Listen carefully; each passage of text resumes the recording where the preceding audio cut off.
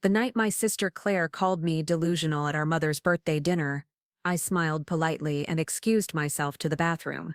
But inside that cramped powder room with its faded rose wallpaper, staring at my reflection under the harsh fluorescent light, something crystallized. The way she'd laughed when I mentioned seeing Dad's old business partner downtown, the way Uncle Raymond had exchanged that look with my brother Marcus.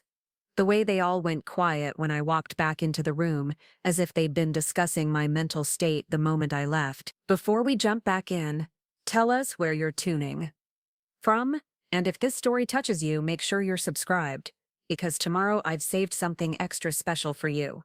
They thought I was losing my mind. They thought grief had finally pushed me over the edge, making me see people who weren't there, chasing shadows of the past. What they didn't know was that I'd been seeing a lot more than shadows lately, and what they really didn't know was that the woman they dismissed as their fragile, grieving Ada had been quietly building a case that would shatter everything they thought they knew about our family. The morning it all started, I was 34 years old, living in the same two-bedroom apartment in Millbrook Heights that I'd called home for the past 8 years. It wasn't much to look at from the outside, just another brick building squeezed between a laundromat and a corner market. But the rent was reasonable and the landlord, Mrs. Chen, never bothered me about my irregular schedule. Working as a freelance graphic designer meant some months were feast, others famine, but I'd learned to budget carefully and save what I could. My apartment was on the 3rd floor, with windows that faced east toward the old rail yard. Every morning I'd wake to the sound of freight trains rumbling past, a sound that might have driven some people crazy but had become as comforting to me as a heartbeat. The walls were covered with my own artwork mixed with family photos, mostly pictures of me and Dad from before the cancer took him 2 years ago. Mom had been gone since I was 12, a heart attack that came without warning on a Tuesday morning while she was making my school lunch. I'd grown up essentially an only child, though technically I had Claire and Marcus, but they were both more than 15 years older than me, already out of the house and starting their own families when I was still learning to ride a bike. Dad used to joke that I was his surprise blessing, the child who kept him young when everyone else had assumed his parenting days were over. Claire and Marcus tolerated me well enough during family gatherings, but we'd never been close. They saw me as Dad's little pet, the one who got all his attention in his later years, while they were busy with mortgages and soccer practices, and all the things that come with being real adults. When Dad got sick, I was the one who moved back home to care for him. I was the one who drove him to chemotherapy appointments and learned to cook the bland foods his stomach could handle. I was the one who sat with him during those long nights when the pain was too much for sleep, reading him mystery novels and playing endless games of cribbage. Claire visited on weekends when her schedule allowed. Marcus called from Phoenix every few weeks, always promising to visit soon but somehow never quite making it happen. After Dad passed, I inherited the house in Riverside, a modest 3-bedroom ranch with a garden he'd lovingly tended for 30 years. Claire and Marcus had expected this. I think they both had their own homes, their own lives established elsewhere. The house meant more to me anyway, they reasoned. I was the one who'd lived there during Dad's final years, the one who knew which floorboard creaked in the hallway and how to jiggle the kitchen faucet handle just right to stop the drip. But inheriting the house came with inheriting Dad's papers, his files, his business records from the small accounting firm he'd run for 40 years. Dad had been meticulous about record keeping, almost obsessively so. Boxes and boxes of client files, tax documents, correspondence, all organized by year and filed away in the basement office that had once been Marcus's bedroom. I'd planned to spend a weekend going through it all, deciding what needed to be kept for legal purposes, and what could finally be thrown away. That was when I started finding things that didn't make sense. At first it was small discrepancies, payments recorded in Dad's ledgers that didn't match the bank statements, client names that appeared repeatedly in his appointment book, but had no corresponding files, business dinners charged to the company credit card with people I'd never heard him mention. Dad had always been transparent about his work,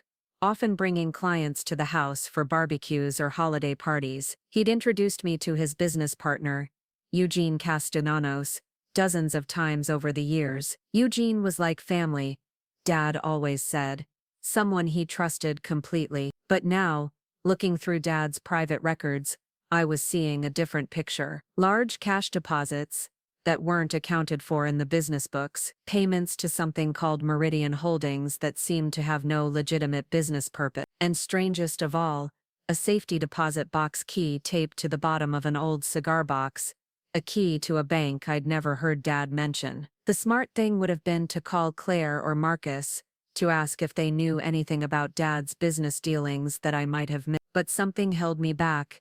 Maybe it was the way they'd been treating me since the funeral, like I was a child who couldn't be trusted with adult conversation. Maybe it was the memory of Dad's face during those final weeks, the way he'd sometimes look at me with an expression I couldn't quite read, like he wanted to tell me something but couldn't find the word. Or maybe it was the morning I was coming back from the grocery store and saw Eugene Castellanos getting out of a BMW in front of the old Riverside Community Bank. Dad had been dead for 8 months by then.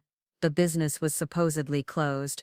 All clients transferred to other firms. Eugene should have had no reason to be in our neighborhood, and definitely no reason to be visiting a bank where, according to Dad's records, he'd never held an account. I sat in my car across the street and watched him walk inside, carrying a leather briefcase that looked expensive and official. He was inside for exactly 27 minutes. I know because I counted, my hands gripping the steering wheel as I tried to make sense of what I was seeing. When he came out, the briefcase looked lighter, and his expression was one I'd never seen before. Not the jovial, backslapping Eugene who used to bring me peppermints when I was little. This Eugene looked careful, calculating, like a man conducting business he didn't want anyone to know about. That night, I sat at Dad's old desk in the basement office, surrounded by boxes and files, and made a decision. I was going to find out what Eugene Castellanos was really doing at that bank. I was going to understand what those unexplained payments meant, and I was going to figure out why my father, who'd taught me that honesty was the most important thing in life, had apparently been keeping secrets that went deeper than anything I'd imagined. The first time I mentioned seeing Eugene to Claire, she looked at me with the kind of concern you'd show a child who insisted they'd seen a monster under the bed. "Ida, honey," she said, stirring sugar into her coffee with deliberate patience. "Eugene moved to Florida last spring. Remember, he sent that postcard from Tampa. We were having lunch at Rosie's Diner, the same place we'd been meeting monthly since Dad's funeral. It was Claire's idea, her way of checking on me without having to actually invite me to her house in the suburbs. The vinyl booth was cracked, and the coffee was always slightly bitter, but the portions were generous, and it was halfway between my apartment and her neighborhood. I know what I saw," I said, trying to keep my voice level. "It was definitely Eugene. Same height, same gray hair, same way of walking with his left shoulder slightly higher than his right." Claire's expression shifted from concern to something closer to pity. "Ida, grief can play tricks on your mind, you know that, right? Sometimes we see what we need to see, especially when we're still processing loss." The condescension in her voice made my teeth clench, but I forced myself to stay calm. "I'm not hallucinating, Claire. I saw him at the bank on Thursday morning. He was carrying a briefcase, and he stayed inside for about half an hour." "Which bank?" she asked, but not like someone who wanted to help me investigate, more like someone humoring a confused child. "Riverside Community Bank, the one on Maple Street." Claire pulled out her phone and scrolled through her contacts. "I'm going to call Eugene right now and prove to you that he's in Tampa, probably sitting by a pool somewhere laughing about how much he doesn't miss our winters." But when she called, it went straight to voicemail, an automated message saying the number was no longer in service. Claire frowned at her phone, tried again, got the same result. "That's odd," she murmured, then looked up at me with renewed concern. "But that doesn't mean anything, Ida.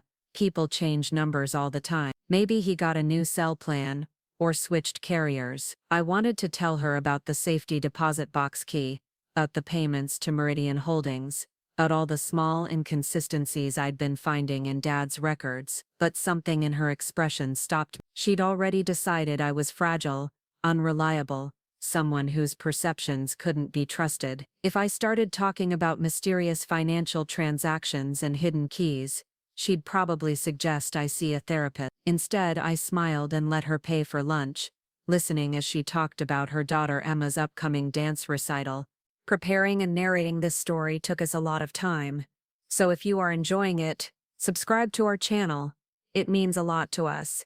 Now, back to the story. And her husband Ted's promotion at the insurance company. Normal family thing. Safe topics that didn't require her to consider the possibility that her little sister might be uncovering something that would complicate the neat, tidy narrative of their father's life. Marcus was even worse when I tried to bring it up during our weekly phone call. He was in the middle of coaching his son's little league team, and had that distracted tone he always got when he was multitasking. "Ida, look, I know this has been hard on you," he said, and I could hear him shouting instructions to kids in the background. "But maybe it's time to consider that living in Dad's house isn't the healthiest thing. Maybe you need a fresh start somewhere else." "This isn't about the house, Marcus. This is about Dad's business partner showing up in town when he's supposed to be in Florida." "Yeah, okay, but think about it logically. Why would Eugene be sneaking around Riverside? What would be the point? Dad's been gone for 8 months. The business is closed. There's nothing left to sneak around about." The casual dismissal in his voice made my stomach turn. "There might be more to Dad's business than we realized."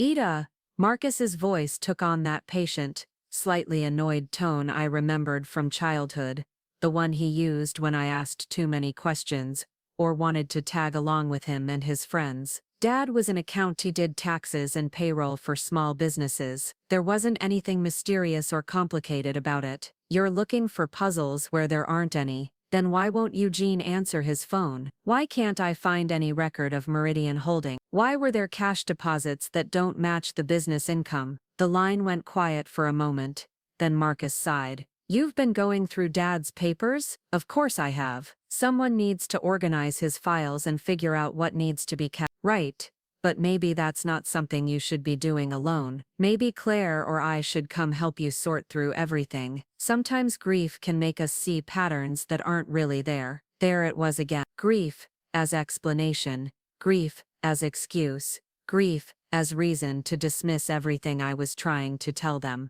They'd decided I was the fragile one, the one who couldn't handle reality, the one whose perceptions were suspect. "I'm fine, Marcus. I'm not seeing patterns that aren't there. I'm seeing actual discrepancies in actual documents." "Okay, but you're not an accountant, Ada. You're a graphic designer. Maybe what looks like discrepancies to you are just normal business practices you don't understand." The patronizing tone was too much. I ended the call without saying goodbye and sat in Dad's old office chair, surrounded by boxes of files that my family thought I was too emotionally compromised to interpret correctly. They wanted me to be the grieving daughter, lost and confused, in need of their guidance and protection. They didn't want me to be someone who might discover things that would force them to reconsider everything they thought they knew about their father. But I knew what I'd seen, and I knew what I'd found in those files. The question was what to do about it when the people who should have been helping me investigate were instead trying to convince me I was imagining things. That's when I decided to hire someone whose job it was to see patterns,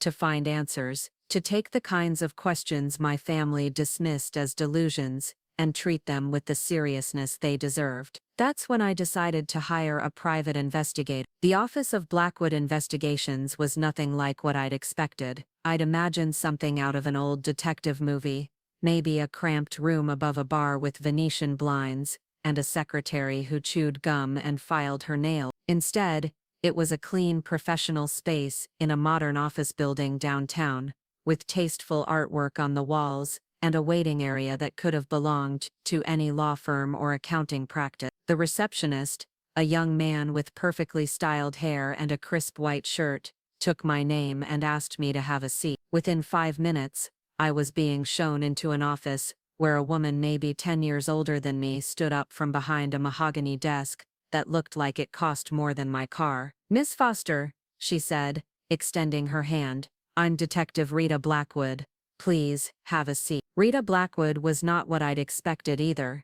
She was tall and elegant, with silver hair pulled back in a sleek bun, and wearing a charcoal gray suit that fit her perfectly. Her handshake was firm, her smile professional but warm. She looked more like a successful businesswoman than someone who spent her days following cheating husbands or investigating insurance fraud. "Thank you for seeing me on such short notice," I said, settling into the leather chair across from her desk. "Not a problem at all. Tell me what's brought you here today." I'd rehearsed this conversation in my head dozens of times, but sitting there in that polished office, I suddenly felt foolish. "How do you explain to a stranger that your family thinks you're having grief-induced hallucinations, but you're convinced you've stumbled onto something that runs deeper than anyone realizes?" "My father passed away 8 months ago," I began. "He was an accountant, ran a small firm here in town for 40 years. I've been going through his papers, trying to get his affairs in order,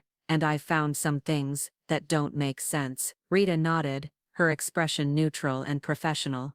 "What kind of thing?" I opened the folder I'd brought with me and spread several documents across her desk: bank statements, copies of ledger entries, the mysterious payments to Meridian Holdings. "These cash deposits don't match his business income. These payments seem to have no legitimate purpose. And then there's this." I showed her a photocopy of the safety deposit box key. "I found this hidden in his office. It's for a bank he never mentioned, never had any other accounts with." Rita examined the documents carefully, making notes on a legal pad. "Have you been to this bank? Have you tried to access the safety deposit box?" "I tried, but they said I'd need documentation proving I'm authorized to access it. Dad's will doesn't mention any safety deposit boxes, and his lawyer says he wasn't aware of any. And your father's business partner, have you discussed any of this with him?" "That's the other thing." I told her about seeing Eugene at the bank, about his phone number being disconnected, about my family's insistence that I was imagining things. "I know how it sounds," I finished, "but I'm not delusional. I'm not seeing things that aren't there." Rita set down her pen and looked at me directly. "Miss Foster, let me ask you something. What do you think is really going on here? What's your theory about what you've discovered?" The question caught me off guard. No one had asked me what I thought was happening. Everyone had been so focused on convincing me that nothing was happening at all. "I think my father was involved in something he didn't want anyone to know about," I said slowly. "I think Eugene Castellanos is still very much in town, and I think whatever they were doing together, it didn't end when Dad died." Rita nodded. "Those are reasonable conclusions based on what you've shown me. The question is whether you want to know the truth, even if it's not what you expect to find." "I need to know," I said. "My family thinks I'm falling apart, but something is wrong here. I can feel it." "All right then." Rita opened a desk drawer and pulled out a contract. "My standard rate is $200 a day plus expenses. I'll need a retainer of $1,000 to start. I specialize in financial investigations, so this is exactly the kind of case I handle. If there's something to find, I'll find." I wrote the check with hands that trembled slightly, not from fear, but from relief. Finally, someone was taking me seriously. Finally, someone was going to help me find answers, instead of trying to convince me that the questions themselves were symptoms of mental instability. "One more thing," Rita said, as I stood to leave. "I need you to be prepared for the possibility that what we discover might change how you think about your father. Are you ready for that?" I thought about Dad's face during those final weeks,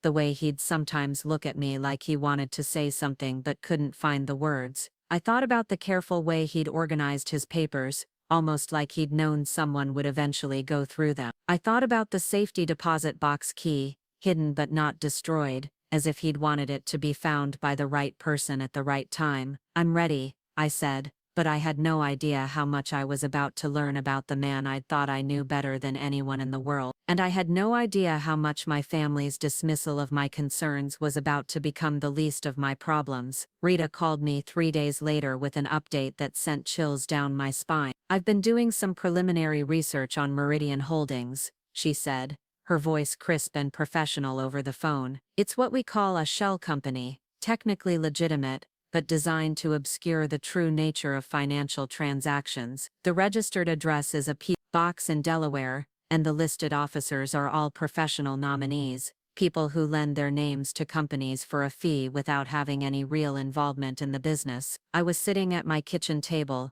a cup of coffee growing cold in front of me. "What does that mean?" Exactly. It means someone went to considerable trouble to hide what Meridian Holdings actually does. Companies like this are often used for money laundering, tax evasion, or moving funds in ways that would be difficult to trace through normal banking channels. The words hung in the air between us. Money laundering, tax evasion. These were not terms I'd ever associated with my father, the man who'd taught me that even small lies could lead to big problems, who'd insisted on paying exact change at every store because honesty starts with the pennies. There's more, Rita continued. I checked with the bank about that safety deposit box. The account was opened 12 years ago, with your father and Eugene Castellanos listed as joint signatories. According to their records, it's been accessed regularly, most recently, 3 weeks ago. 3 weeks ago. Long after Dad was gone, long after Eugene was supposedly in Florida.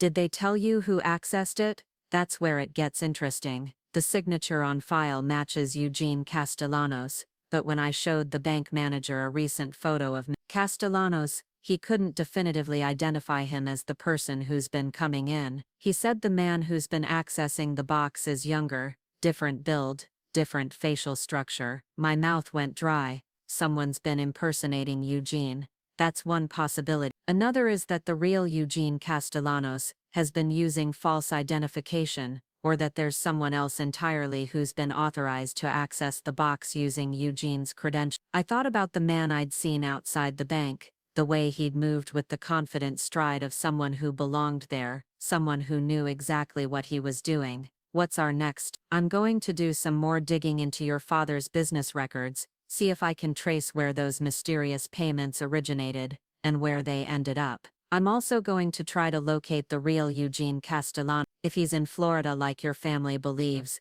then we need to figure out who's been using his identity here in town. After we hung up, I sat at my kitchen table staring at the phone, trying to process what I'd learned. My father, the most honest man I'd ever known, had been involved with a shell company designed to hide financial transactions. He'd maintained a secret safety deposit box that was still being accessed by someone pretending to be his business partner. Nothing about this matched the man who'd raised me, who'd taught me right from wrong, who'd never even cheated on his taxes, but there was something else, something that bothered me, even more than the financial irregularities, the timing of it all. The safety deposit box had been opened 12 years ago, right around the time I'd graduated from college and moved into my own apartment. Dad had suddenly insisted on paying for my moving expenses, my security deposit, even buying me furniture for my new place. At the time I'd assumed he was just being generous, a proud father helping his daughter start her adult life. Now I wondered if there was more to it, if maybe some of that mysterious money had found its way to me,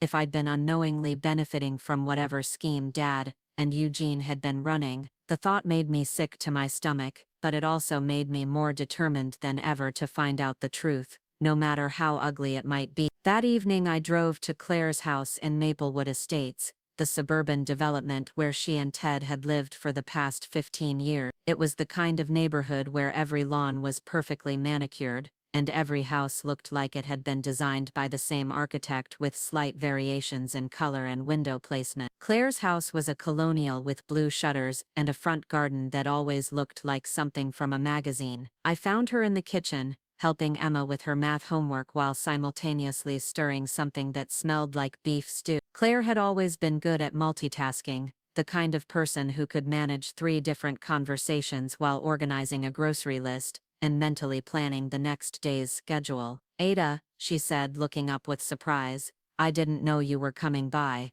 Is everything all right?" "I need to ask you something about Dad's business," I said, accepting the glass of wine she offered me. "Do you remember him ever mentioning a company called Meridian Holdings?" Claire frowned, wiping her hands on a dish towel. "Meridian Holdings? That doesn't sound familiar. Why?" I told her about the payments I'd found in Dad's records, about the shell company designation, about the safety deposit box. With each detail her expression grew more concerned, but not in the way I'd hoped. She wasn't concerned about what I'd discovered, she was concerned about me. "Ada, honey," she said, in that same gentle tone she'd used at the diner, "don't you think you're reading too much into this? Dad was an accountant, he dealt with all kinds of business entities. Just because you don't recognize the name doesn't mean there was anything suspicious about it. Claire, this isn't just an unfamiliar business name. This is a shell company designed to hide financial transactions, and someone has been accessing Dad's safety deposit box using Eugene's identity. According to who? According to the private investigator I hired. The kitchen went completely silent. Even Emma looked up from her math homework, sensing the sudden tension in the room. You hired a private investigator. Claire's voice was carefully controlled, but I could hear the alarm underneath. Her name is Rita Blackwood. She specializes in financial investigations, and she's already found more in 3 days than I was able to find in months. Claire set down her wine glass and looked at me with an expression I'd never seen before. Not concern, not pity, but something closer to fear. Ida, I think you need to stop this. Right now. Before you do something that could hurt our family's reputation. Our family's reputation. Think about what you're saying. You're accusing Dad of being involved in money laundering or tax evasion, or whatever it is you think this shell company was for. Do you have any idea what that could do to his memory?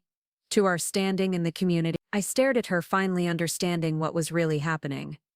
This wasn't about my mental state or my ability to process grief. This was about Claire's need to maintain the perfect image she'd built for herself and her family. The thought that Dad might have been involved in something questionable threatened the narrative she'd constructed about our respectable, law-abiding family. So, you'd rather I just ignore what I've found? Pretend everything was normal? I'd rather you trust that Dad was exactly who we thought he was.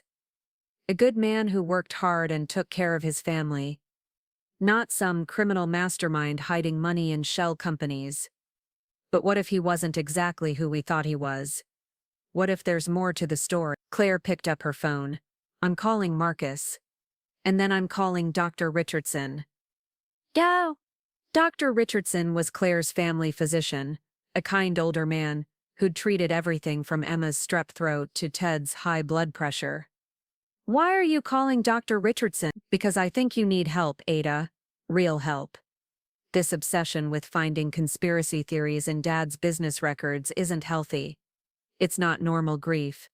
And it's not normal behavior. I left Claire's house that night with the understanding that my family wasn't just dismissive of my concerns. They were actively opposed to my investigation. They would rather believe I was having a mental breakdown than consider the possibility that their father had been keeping secret. But I also left with something else. A determination to prove that I wasn't delusional, wasn't imagining things, wasn't seeing patterns that didn't exist. Rita Blackwood believed there was something to investigate, and she was going to help me find the truth, even if my family never forgave me for it. The breakthrough came on a rainy Thursday morning, exactly 2 weeks after I'd hired Rita. I was at my computer, working on a logo design for a local coffee shop, when my phone rang. I found him.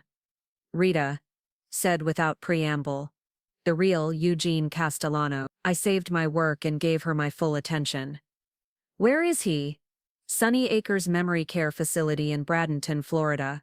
He's been there for 14 months, ever since his Alzheimer's progressed to the point where he could no longer live independently. According to the staff, he hasn't had any visitors except for his nephew, who lives in Tampa and checks on him once a month. The pieces started falling into place with sickening clarity. So whoever I saw at the bank definitely wasn't Eugene Castellano, which means someone has been using his identity to access that safety deposit box, probably for over a year. I felt dizzy, like the ground had shifted beneath my feet. Who would have access to his identification? Who would know enough about Dad's business to pull this off? That's what we need to figure out. But Ada, there's something else. I managed to get some information about the contents of that safety deposit box. My hands tightened on the phone. How? I have contacts at the bank. People who owe me favor. Let's just say the box contains a significant amount of cash, along with documents that appear to be related to real estate transactions. What kind of real estate transactions? That's where it gets complicated. The properties are all in different states, all purchased through various shell companies, all with the same basic structure as Meridian Holdings. It's a sophisticated operation, Ada. This isn't some small-town accountant skimming a few $1,000s from client account. This is something much bigger. I thought about my father, the quiet man who'd taught me to balance a checkbook and always insisted on paying his bills on time. The idea that he'd been involved in some complex financial scheme seemed impossible. But the evidence was becoming harder to ignore. There's one more thing, Rita said. I think I know who's been impersonating Eugene Castellanos. My heart stopped. I can't be certain until I do more checking. But based on the bank manager's description and some other information I've gathered, I believe it's someone from your father's firm, someone who would have had access to client files, business records, and possibly Eugene's personal information. The room seemed to spin around me. Someone from Dad's firm. Someone who'd worked with him, trusted him, maybe even been considered family. Do you have a suspect? I have a theory, but before I go further, I need to ask you something. Are you prepared for the possibility that this person might be someone you know, someone you trusted? I thought about all the people who'd worked at Dad's firm over the years, the bookkeeper who'd been there since I was a child, the junior accountants who'd come and gone, the office manager who'd helped organize Dad's funeral. I need to know the truth, I said. No matter who it is, all right. Give me another week, and I'll have proof. But Ada, once we open this door, we can't close it again. Your family's reaction so far suggests they're not going to be happy about what we discover. After we hung up, I sat in my apartment staring out at the rain, thinking about the conversation I'd had with Claire the night before. She'd called Marcus, just as she'd threatened, and apparently they'd had a long discussion about my mental state and what they should do about it. Marcus had even suggested staging some kind of intervention, getting me to see a therapist who could help me work through my delusions about Dad's business. They were so convinced I was wrong that they'd never considered the possibility I might be right. They'd rather believe their sister was having a breakdown than face the possibility that their father had been living a double life. But in a week, I'd have proof. I'd have evidence that would vindicate everything I'd been trying to tell them. The question was whether they'd be able to accept it,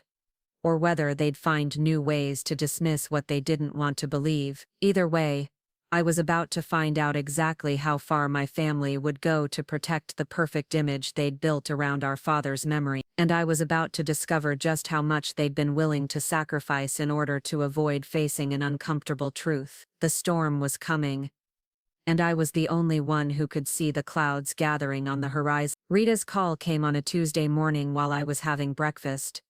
The kind of gray October day, when the light never quite seems to brighten, and everything feels muted and heavy. I'd been expecting her update, but nothing could have prepared me for what she was about to tell me. I have the proof you wanted, she said, her voice carrying a weight I hadn't heard before. But before I share it with you, I need you to sit down. This is going to be difficult to hear. I was already sitting at my kitchen table, but I gripped the edge anyway, steadying myself for whatever was coming. Just tell me. The person who's been impersonating Eugene Castellanos is David Winters. For a moment, the name didn't register. Then it hit me like a physical blow. David Winters, Dad's office manager for the past 6 years, the man who'd helped coordinate Dad's memorial service, who'd been one of the pallbearers at his funeral, the man who'd sat in our living room just 3 months ago, tears in his eyes as he told me how much Dad had meant to him, how he'd been like a father figure during David's difficult divorce. That's impossible, I whispered. David loved my father. He would never. Ada, I have security footage from the bank. David Winters has been accessing that safety deposit box regularly for over a year, using Eugene Castellanos' identification. He's also been making withdrawals from several accounts that were linked to your father's shell company. The room seemed to tilt around me. David Winters, 38 years old. Soft-spoken, reliable David who'd always remembered my birthday and asked about my graphic design work. David who'd been at our house for Christmas dinner 2 years ago, who'd helped Dad set up his new computer, and patiently taught him how to use email. How much money are we talking about? I asked, though I wasn't sure I wanted to know the answer. Based on what I've been able to trace so far, approximately $2 million over the past 5 years. Most of it moved through Meridian Holdings and 2 other shell companies, before being distributed to various offshore accounts. I felt sick, not just because of the amount, but because of what it meant. Dad hadn't just been involved in some minor financial irregularity, he'd been part of a sophisticated embezzlement scheme. And David had been his partner, or maybe David had been manipulating Dad all along. Maybe the man I'd trusted, the man who'd become like family to us, had been stealing from Dad's clients for years. There's more, Rita continued. I did some digging into David's background. He's got gambling debts. Significant ones. Casino markers in Atlantic City and Las Vegas. Private poker games where he owes money to people who don't take kindly to late payments. Your father's business was probably keeping him afloat, but that doesn't make sense. Dad was so careful about money, so honest about everything. How could he not have known what was happening? Rita's pause was long enough that I knew she was choosing her words carefully.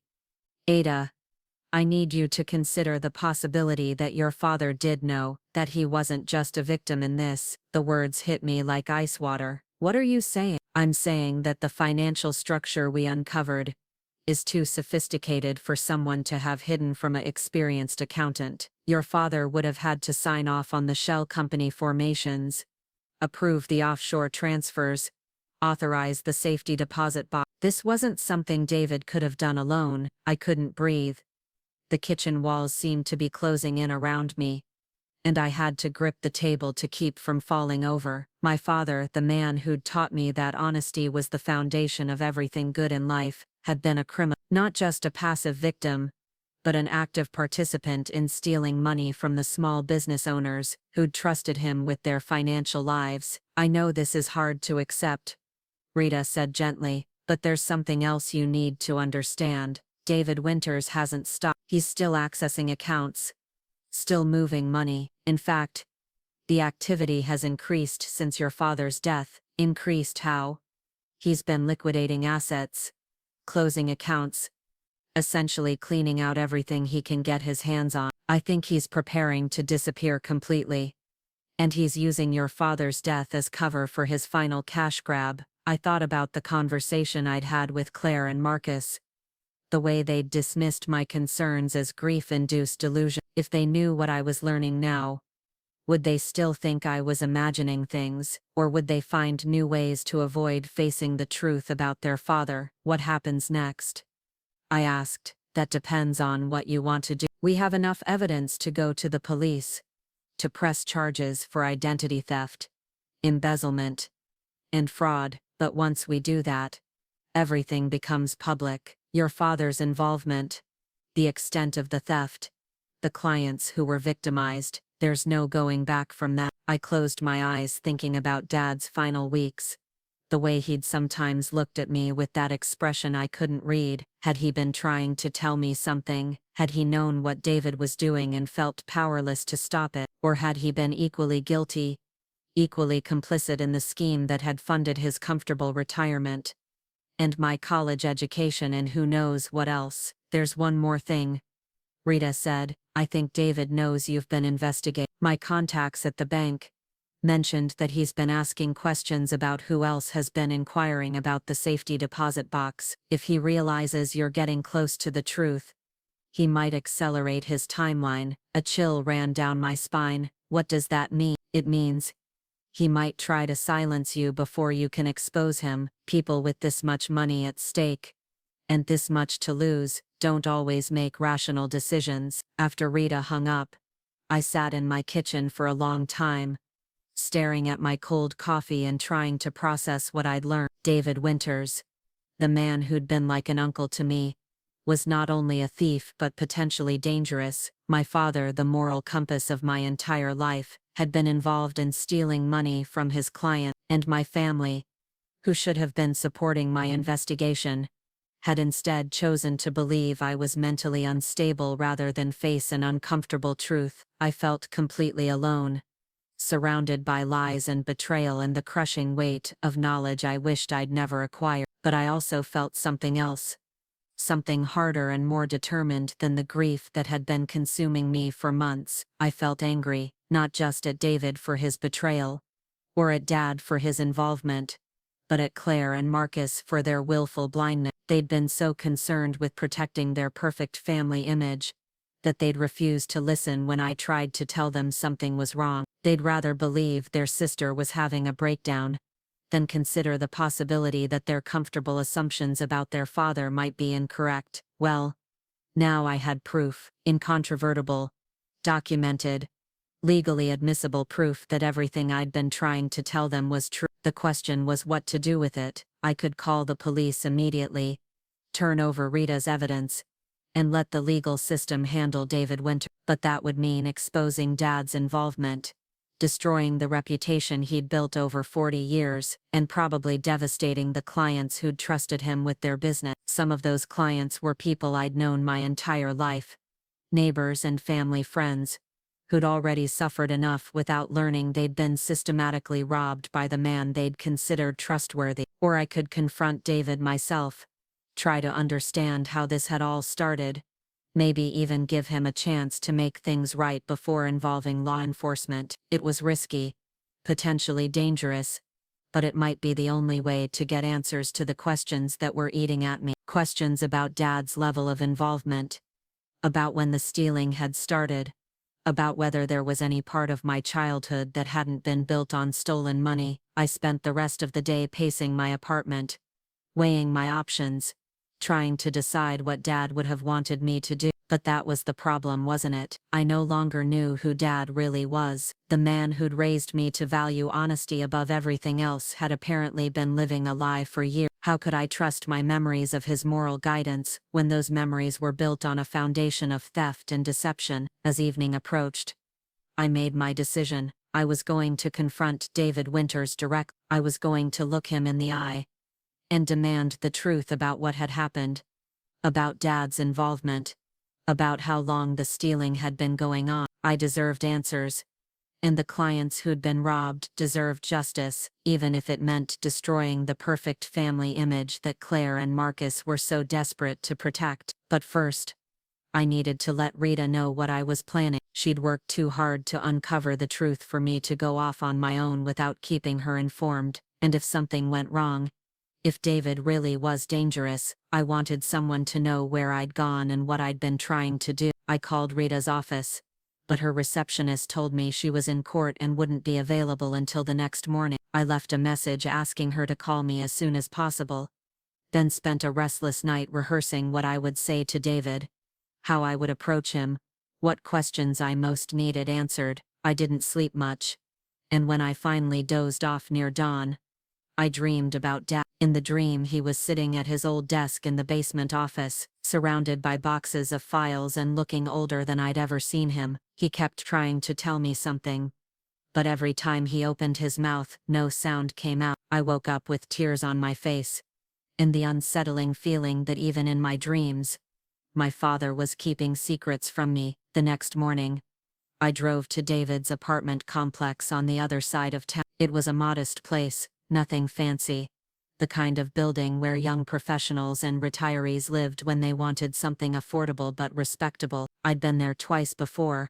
Once for a Christmas party he'd hosted for Dad's employees, and once to drop off some files when David had called in sick with the flu. I sat in my car in the parking lot for 20 minutes, gathering my courage, and going over what I wanted to say. I needed to be careful not to let him know how much I'd discovered, not to tip him off that Rita had gathered enough evidence to send him to prison. I needed to appear concerned but not threatening, curious but not accusatory, at least not at first. David's apartment was on the second floor, at the end of a long outdoor walkway lined with small balconies, where residents had set up lawn chairs and potted plants. I'd always thought it looked cheerful and welcoming, but now it seemed ominous, like I was walking into enemy territory. I knocked on his door and waited, my heart pounding so hard I was sure the neighbors could hear it. When David opened the door, he looked exactly the same as always, medium height, thinning brown hair, kind eyes behind wire-rimmed glasses. He was wearing jeans and a sweater that I recognized from the Christmas party 2 years ago. Nothing about his appearance suggested he was a master criminal who'd stolen over $1 million from his employer's clients. "Ada," he said, his face lighting up with what seemed like genuine pleasure. "What a nice surprise. Come in. Come in." His apartment was exactly as I remembered it, clean but lived in, with bookshelves lining the walls, and comfortable furniture that looked like it had been carefully chosen but not expensive. Family photos on the end tables, including one of him with Dad at the office Christmas party 3 years ago. They both looked happy, relaxed, like father and son rather than criminal conspirators. "Can I get you some coffee?" David asked, already moving toward the kitchen. "I just made a fresh pot." "That would be nice," I said, trying to keep my voice steady, as he busied himself with mugs and cream.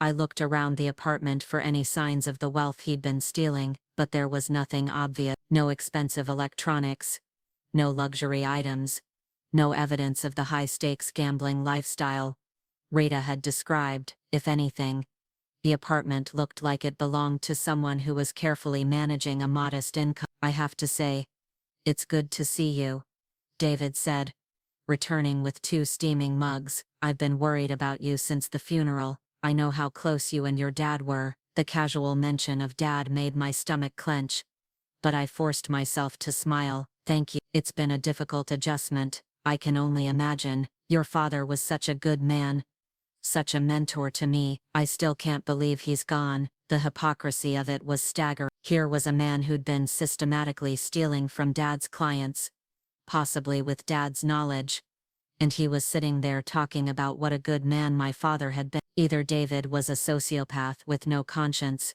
or he'd somehow convinced himself that what he'd been doing wasn't really theft. "Actually, that's part of why I'm here," I said, setting down my coffee mug. "I'd been going through Dad's papers, trying to get his affairs in order, and I found some things that don't make sense." David's expression didn't change, but I thought I saw his hand tighten slightly around his mug. "What kind of things?" "Financial records mostly. Payments to companies I've never heard of.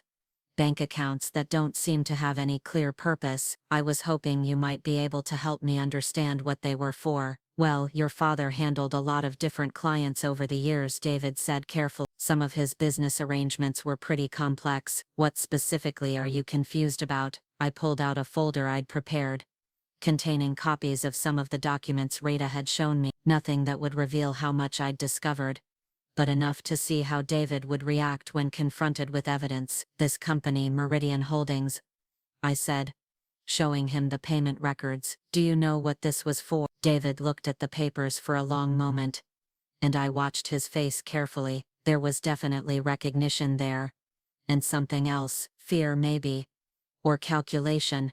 "I think that was related to a real estate investment your father was involved in," he said finally. "Some kind of property management company, if I remember correctly." "Really?"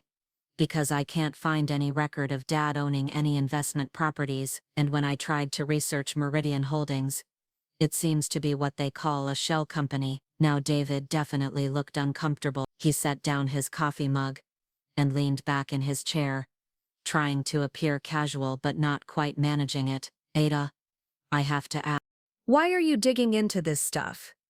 Your father's business was complex, and some of these arrangements were confidential. Maybe it would be better to just let sleeping dogs lie." The phrase sent a chill through me. Let sleeping dogs lie. That was exactly what Claire and Marcus had been saying, in different words. Everyone wanted me to stop asking questions, to accept that there were things about Dad's business I didn't need to understand. "I just want to make sure everything was legitimate," I said. "If Dad was involved in some kind of investment scheme, I need to know about it for tax purposes, for estate planning. I can't just ignore financial records I don't understand." David was quiet for a long moment, studying I had the unsettling feeling he was trying to determine how much I really knew, how big a threat I represented to whatever he'd been doing. "You know," he said finally, "maybe we should bring Eugene into this conversation." He would know more about the specifics of your father's business arrangements than I would. It was a test. He was testing to see if I knew that Eugene Castellanos was in a memory care facility in Florida. If I'd discovered that someone had been impersonating him to access Dad's account. That's a good idea, I said, keeping my voice neutral. Do you have Eugene's current contact information? I've been trying to reach him, but his old phone number doesn't seem to work anymore. David's eyes narrowed slightly. You've been trying to reach Eugene? Of course. He was Dad's business partner for decades. I assumed he'd be able to help me understand these financial records. Right, of course. David stood up abruptly and walked to the window, looking out at the parking lot. You know, Ada, I'm wondering if maybe you should talk to your brother and sister about this before you dig any deeper. Sometimes family business can be complicated. There it was again, the suggestion that I should stop investigating, that I should defer to my older siblings' judgment, that I wasn't capable of handling whatever I might discover. But now I understood why everyone was so eager to shut down my question. It wasn't just about protecting Dad's reputation or maintaining family harmony. It was about protecting David Winters from exposure. Actually, I said, standing up as well, I think I'd rather handle this myself. Dad left me his house and his papers, which suggests he trusted me to take care of his affairs. David turned back from the window, and for just a moment, his carefully maintained facade slipped. The kind, avuncular expression was gone, replaced by something harder and more calculated. Be careful, Ada, he said quietly. Sometimes when you start pulling at threads, the whole fabric comes apart. And sometimes that fabric is holding together more than you realize. The threat was subtle but unmistakable. David was warning me to stop investigating. And the implication was clear. If I continued pursuing the truth about Dad's business, there would be consequences. I left his apartment with my hands shaking, but not from fear. From rage. This man who'd been like family to us, who'd sat at our dinner table and been trusted with Dad's business, was now threatening me to protect his criminal enterprise. He'd stolen money from innocent people, possibly corrupted my father, and now he had the audacity to warn me away from exposing his crimes. But as I drove home, I realized something else. David's reaction had confirmed everything Rita had discovered. His evasive answers, his attempts to deflect my questions, his subtle threat at the end, all of it proved that he was guilty of exactly what we suspected. And his suggestion that I talk to Claire and Marcus before proceeding suggested that he might have already been in contact with them, might have already been working to convince them that my investigation was dangerous or misguided. The thought made my blood run cold. If David had been manipulating my family's perception of my mental state, if he'd been the one encouraging them to dismiss my concerns as grief-induced delusions, then his betrayal ran even deeper than I'd imagined. He wasn't just stealing money, he was stealing my relationships with my own siblings, turning them against me to protect his criminal enterprise. When I got home, there was a message from Rita on my answering machine. Her voice was tense, urgent. Ada, call me as soon as you get this. I've discovered something important about David Winters, and I need to talk to you immediately. Do not confront him alone. I repeat, do not approach David Winters without backup. Call me. I called her back immediately, my heart racing. Thank God, she said when she picked up. Where are you right now? I'm at home. But Rita, I need to tell you something. I went to see David this morning. The silence on the other end of the line was deafening. You did what? I told her about my conversation with David, about his evasive answers and his subtle threat at the end. Rita listened without interrupting, but I could hear her typing rapidly on her keyboard. Ada, you need to listen to me very carefully, she said when I finished. David Winters is more dangerous than we initially thought. I spent yesterday digging deeper into his background, and what I found is extremely concerning. What do you mean? I mean, he's not just a gambler with debts. He's been involved in identity theft schemes before, in 2 other states. He's got a pattern of targeting elderly business owners, gaining their trust, and then systematically looting their client accounts. Your father wasn't his first victim, and you're not his first potential witness. The room seemed to spin around me. What happened to the other witnesses? That's what I'm trying to find out. But Ada, one of his previous employers, an accountant in Ohio, died in what was ruled an accidental fall down his basement stairs. This was 3 days after the man told his daughter he'd discovered irregularities in his business account. I couldn't breathe. The implications of what Rita was telling me were too horrifying to process. David hadn't just been stealing money, he might have been killing people to cover his tracks. Are you saying David murdered my father? I don't know, but I think it's possible. Your father's death was ruled natural causes, but given what we now know about David's pattern of behavior, I think we need to consider the possibility that it wasn't as natural as everyone assumed. I sank into a chair, my mind reeling. Dad's final weeks. The way his condition had deteriorated so rapidly. The doctor's surprise at how quickly the cancer had progressed. At the time we'd attributed it to the aggressive nature of his particular type of cancer.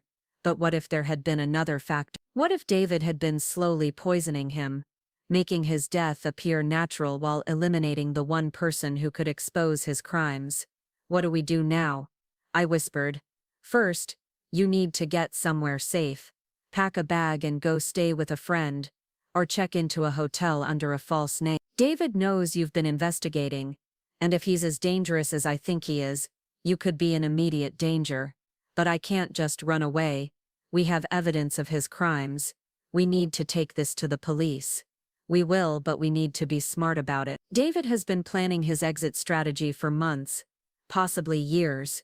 If we spook him now, he could disappear before we can build a case strong enough to convict him. And if he thinks you're about to expose him, he might decide that silencing you permanently is his best option. I thought about David's parting words, his warning about pulling at threads and unraveling fabric. At the time, I'd thought he was threatening to expose family secrets or cause embarrassment. Now I realized he might have been threatening something much more final. There's something else, Rita continued. I think David may have been in contact with your family, feeding them information designed to make them think you're unstable. Some of the things they've said to you, the way they've dismissed your concerns, it's very similar to tactics I've seen other criminals use to isolate potential witnesses. That explained so much. Claire's sudden insistence that I was having grief-induced hallucinations, Marcus's suggestion that I needed therapy, their complete refusal to consider that I might be uncovering real evidence of criminal activity. David had been manipulating them, turning them against me to protect himself. So what's our plan? I asked. Pack a bag and get somewhere safe. I'm going to contact a detective I know at the state police, someone who specializes in white-collar crime and has experience with cases like this. We'll turn over all our evidence and let them handle David's arrest. But until he's in custody, you need to assume you're in danger. After we hung up, I sat in my apartment looking around at the life I'd built for myself. The small space that had felt safe and comfortable just a few hours ago. Now it felt exposed, vulnerable. David knew where I lived. He might already be planning his next move. I packed quickly, throwing clothes and toiletries into a duffel bag without really thinking about what I was choosing. My hands were shaking so badly I could barely zip the bag closed. As I was about to leave, my phone rang. It was Claire. Ada, we need to talk, she said without preamble. Marcus and I have been discussing your situation, and we think it's time for an intervention. The word hit me like a slap. An intervention. They still thought I was the problem, that my investigation was a symptom of mental illness, rather than a legitimate attempt to uncover criminal activity. Claire, this isn't a good time. It's exactly the right time. Dr. Richardson has referred us to a specialist who deals with grief-related psychological issues. We've made an appointment for tomorrow morning, and we want you to come with us. I could hear David's influence in every word she spoke. The timing was too convenient, the sudden urgency too suspicious. He'd convinced them that I was having a breakdown, and now they were trying to have me committed just as I was getting close to exposing his crime. I'm not going to any appointment, I said firmly, and I'm not having any intervention. I'm investigating criminal activity, Claire, real criminal activity with real evidence. Ada honey, please listen to yourself. You hired a private investigator to chase conspiracy theories about Dad's business. You're seeing people who aren't there, imagining complex criminal schemes where none exist. This isn't healthy behavior. The person I saw wasn't Eugene Castellano. It was David Winters, impersonating Eugene to steal money from Dad's clients. I have proof, Claire, bank records, security footage, documented evidence of embezzlement and identity theft. David called us, Claire said, and my blood turned to ice. He told us about your visit this morning. He's very concerned about you, Ada. He said you seemed paranoid, aggressive, that you were making wild accusations based on documents you didn't understand. Of course David had called them. Of course he'd gotten to them first, shaped their perception of our conversation before I could tell them what had really happened. He was even more manipulative than I'd realized. Claire, David Winters is a criminal. He's been stealing money from Dad's clients for years, and he might have killed Dad to cover it up. You need to listen to me. That's enough. Claire's voice was sharp, angry. I will not let you destroy Dad's memory with these paranoid fantasies. David has been nothing but helpful to our family. He organized Dad's memorial service. He helped us understand the business transition. He's been a source of comfort and support during the most difficult time of our lives. He's been manipulating you, Claire. He's been feeding you information designed to make you think I'm unstable so you'll dismiss anything I try to tell you about his crimes. We're coming over, Claire said. Marcus is driving up from Philadelphia tonight, and we're going to have a family meeting tomorrow morning. You're going to get the help you need, Ada, whether you want it or not. The line went dead. I stared at the phone in my hand, understanding with crystal clarity that my own family was now working against me. They'd been so thoroughly convinced by David's manipulation that they were preparing to have me committed rather than listen to evidence of his criminal activity. I grabbed my bag and headed for the door, but as I reached for the handle, I heard footsteps in the hallway outside. Slow, deliberate footsteps that stopped right outside my apartment. Someone knocked on my door. 3 soft, polite knocks. Ada? David's voice gentle and concerned. I know you're home. Your car is in the parking lot. I think we need to finish our conversation from this morning. I backed away from the door, my heart pounding. He'd come here, despite Rita's warning, despite his own subtle threat earlier. He'd decided that talking to me once wasn't enough. He needed to make sure I understood exactly how much danger I was in if I continued pursuing the truth. I spoke with Claire and Marcus, he continued, his voice still calm and reasonable. They're very worried about you. We all are. I think maybe I didn't handle our conversation this morning as well as I could. I'd like to explain some things, help you understand your father's business arrangements better. I grabbed my phone and texted Rita. David is at my apartment. Need help now. Her response came immediately. Do not open the door. Police en route. Stay hidden. Ada. David's voice was still patient, but I could hear an edge creeping in. I know this is all very confusing for you. Losing a parent is traumatic, and sometimes it can make us see things that aren't really there. But I can help you sort through your father's papers, help you understand what everything means. I crept to the window and looked down at the parking lot. David's car was there, parked next to mine, but there was also another car I didn't recognize. A dark sedan with tinted windows. Was David working with someone else? Had he brought backup in case I refused to cooperate? The knocking came again, more insistent this time. Ada, I need you to open the door. We need to talk about what you think you've discovered, about the private investigator you hired. Some of the information she's given you isn't accurate, and I'm concerned that you're making decisions based on false assumptions. He knew about Rita. He knew I'd hired a private investigator, which meant he'd been watching me, following my movements, monitoring my investigation. The thought made my skin crawl. Your family is very concerned, David continued. They asked me to come check on you, to make sure you're okay. They don't want you to do anything that might embarrass your father's memory or damage your own reputation in the community. The manipulation was breathtaking. He was using my family's concern against me, positioning himself as their representative, their agent, and convincing me to stop my investigation. And he was threatening my reputation, my standing in the community, if I continued asking questions about Dad's business. I heard a car door slam in the parking lot, then another, multiple engines starting up. Through the window I could see David's car pulling away along with the dark sedan. They were leaving, but not because they'd given up. They were leaving because they'd accomplished what they'd come to do. They'd let me know I was being watched. They'd made it clear that I had nowhere to hide, that they could find me whenever they want, and they'd reminded me that my own family was working against me, that I was completely alone in my fight to expose the truth. But as I watched their taillights disappear into the darkness, I felt something I hadn't expected, not fear, but determination. David Winters had made a crucial mistake. He'd revealed just how far he was willing to go to protect his criminal enterprise, and in doing so he'd shown me that everything Rita and I had discovered was not only true but probably worse than we'd imagined. He was desperate enough to threaten me directly,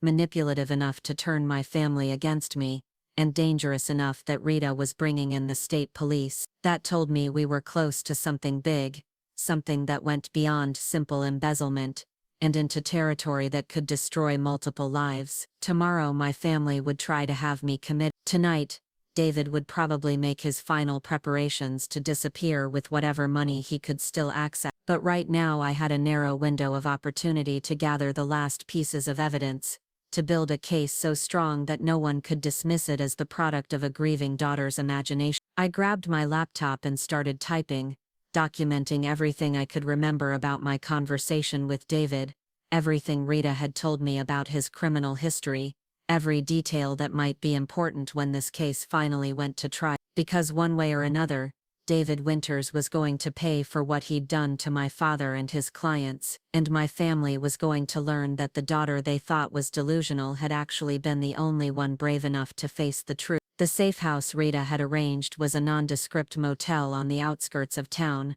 the kind of place where truckers stopped for the night, and traveling salesmen caught a few hours of sleep between appointments. My room was on the second floor, overlooking the parking lot and a 24-hour diner that served coffee strong enough to strip paint. I'd been there for 3 days, living on takeout food and whatever information Rita could gather about David's movement. She called me every few hours with updates, her voice growing more tense with each conversation. David hadn't returned to his apartment since the night he'd shown up at my door. His car had been spotted at a storage facility across town, then at the airport, then nowhere at all. The police Rita had contacted were treating it as a white-collar crime investigation, but they moved slowly, methodically, building their case with the careful precision that gave criminals like David plenty of time to disappear. Meanwhile, my family had escalated their campaign to have me committed.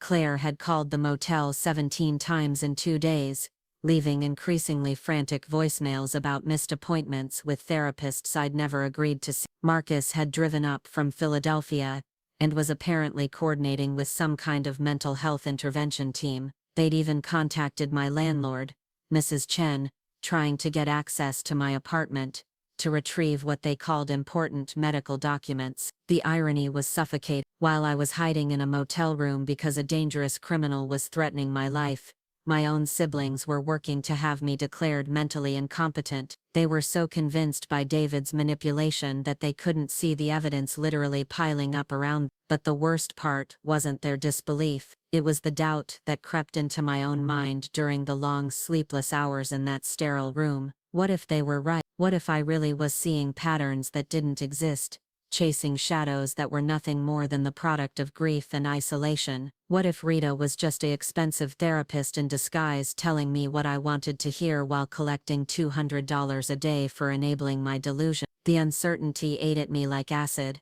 I'd spend hours staring at the documents Rita had given me, trying to see them objectively, trying to determine if they really proved what we thought they proved or if I was just connecting dots that weren't meant to be connected. The financial records looked legitimate to my untrained eye, but Marcus was right about one thing: I wasn't an accountant.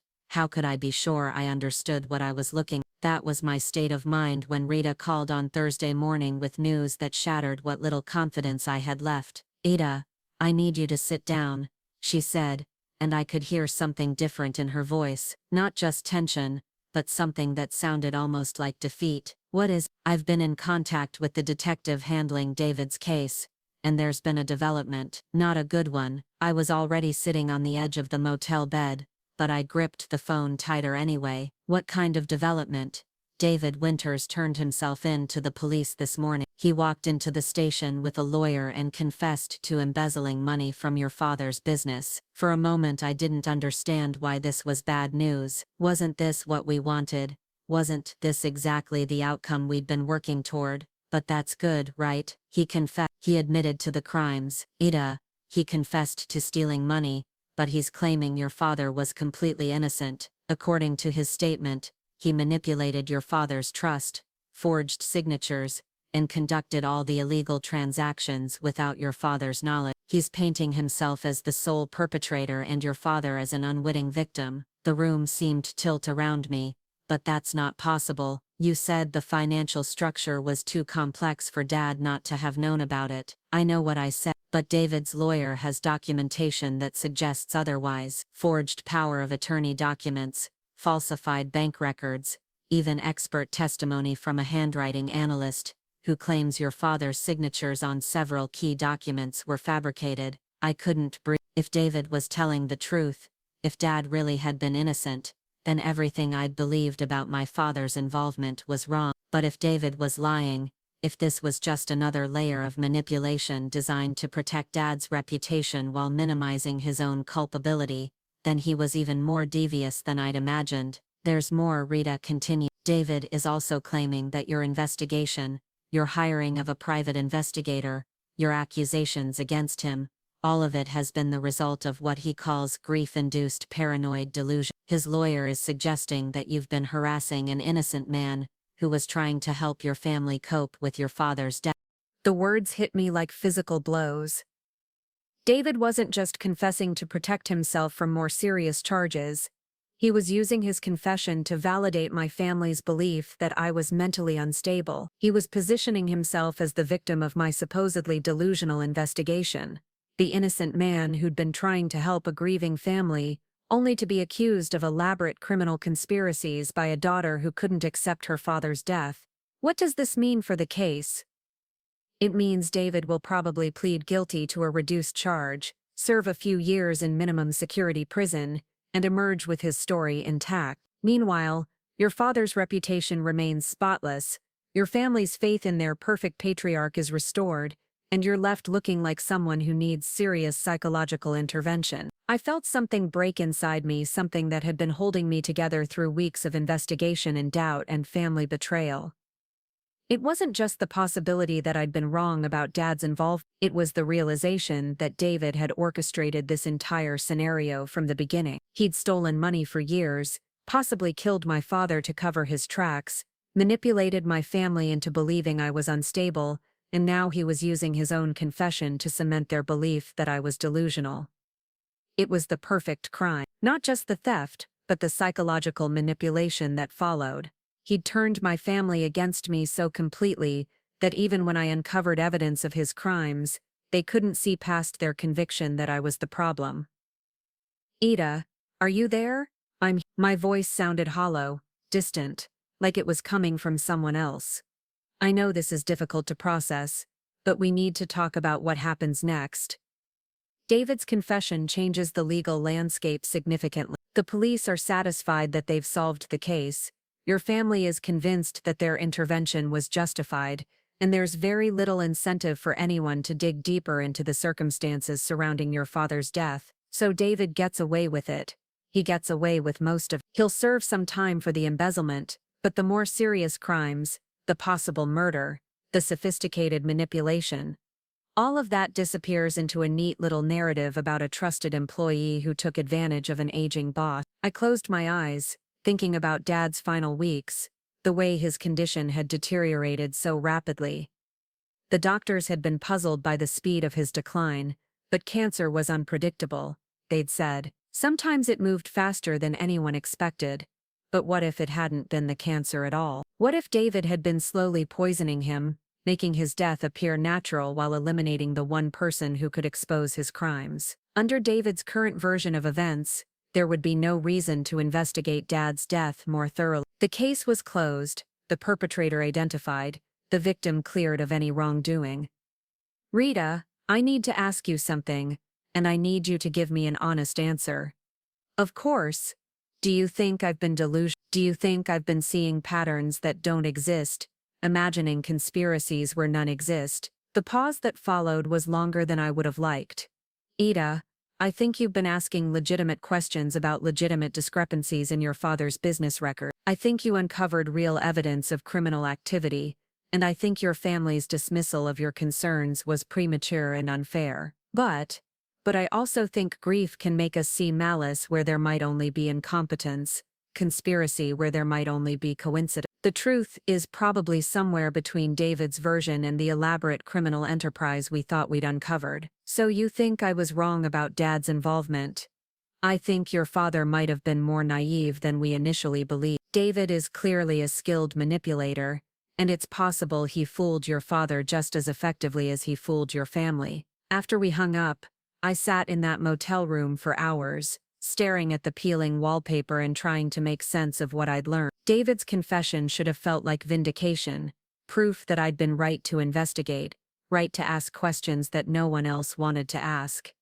Instead, it felt like defeat. He'd outmaneuvered me completely. By confessing to a lesser crime while maintaining my father's innocence, he'd given my family exactly what they wanted to hear. Dad was still the perfect patriarch, the moral compass of our family, the man who'd never knowingly done anything wrong. I was still the delusional daughter, the one who'd seen criminal conspiracies where none existed, the one who'd needed professional help to cope with her grief. The fact that David was going to prison was almost irrelevant. He'd achieved something much more valuable than avoiding prosecution. He'd preserved the narrative that protected both his and my father's reputations, while casting me as an unreliable narrator of my own family's story. As evening approached, I finally worked up the courage to call Claire. I knew what I was going to hear, but I needed to hear it directly from her. I needed to understand how completely David's final manipulation had succeeded. She answered on the first ring,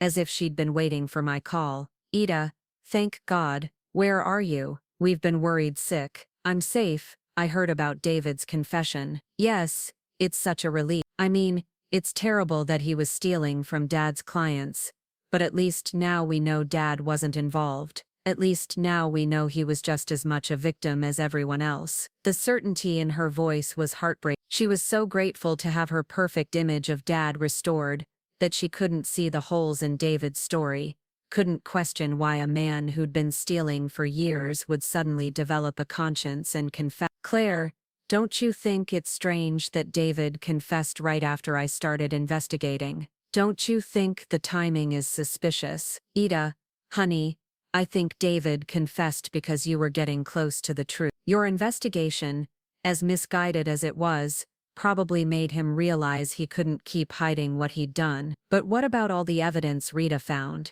The shell companies, the offshore accounts, the complexity of the financial structure. David's lawyer explained all of that. He was very sophisticated in how he hid his crimes, very careful to make it look like Dad was involved when he wasn't. That's probably why you thought you were seeing evidence of Dad's participation. David was deliberately creating false trails to protect himself. It was brilliant, really. Every piece of evidence I'd uncovered could now be explained as David's attempt to frame my father. The sophisticated financial structure wasn't proof of Dad's involvement. It was proof of David's deception. The shell companies weren't evidence of a conspiracy. They were tools David had used to hide his crimes while implicating an innocent man. What about the threats? I asked. What about David coming to my apartment, warning me to stop investigating?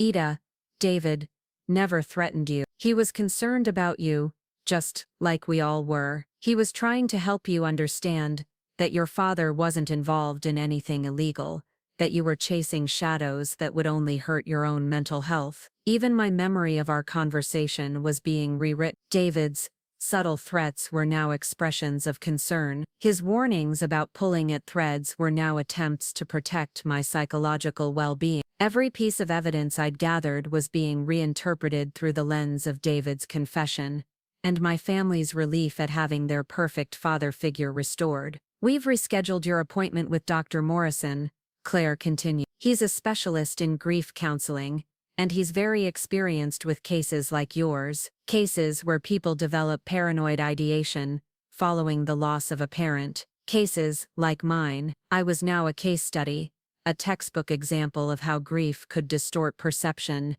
and create elaborate delusion. The appointment wasn't a suggestion anymore. It was an ultimatum dressed up as family concern. I don't need therapy, Claire. I need my family to believe me when I tell them something is wrong. Ida, something was wrong. David was stealing money. But you took that kernel of truth and built an entire conspiracy theory around it. That's not healthy, and it's not something you can fix on your own. The conversation ended the same way all our conversations had ended for weeks, with Claire convinced that I was the problem, and me feeling more isolated than ever. But this time, there was something different in her tone, not just concern or frustration, but relief. She was relieved that David's confession had provided a neat explanation for everything that had happened. Dad was innocent, David was guilty, and I was sick. It was a story everyone could live with except me. That night I made a decision that would have seemed impossible just weeks earlier. I was going to stop fighting. I was going to accept David's version of events, submit to my family's intervention, and try to rebuild the relationships that my paranoid delusions had damaged. Not because I believed David's story, but because I finally understood that the truth was less important to my family than their comfort. They needed Dad to be innocent, needed me to be sick, needed David to be nothing more than a greedy employee who'd taken advantage of their father's trust. Fighting against that narrative would only push them further away, only cement their belief that I was too damaged to see reality clearly. But as I lay in that uncomfortable motel bed, staring at the ceiling and listening to the trucks rumble past on the highway outside, I couldn't shake the feeling that I was surrendering more than just an investigation. I was surrendering my right to ask questions, to demand answers, to insist that the people I loved treat my concerns with respect rather than condescension. David Winters had taken more from me than money. He'd taken my family's faith in my judgment, my confidence in my own perceptions, and my belief that truth mattered more than comfort. He'd turned my siblings against me so completely that they couldn't see the manipulation even when it was pointed out to them. And tomorrow I was going to smile and nod and agree that I'd been delusional,